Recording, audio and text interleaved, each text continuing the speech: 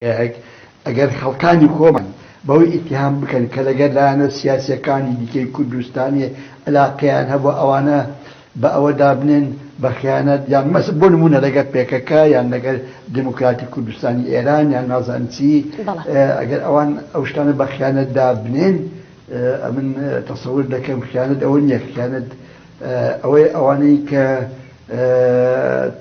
بەفعلی متعاونن لەگەر دووەری ئەقلیمی ئەوانەی کە خەبەر و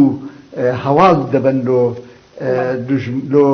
دەوڵەتە ئەقلیمیەکان و دەیانهێنن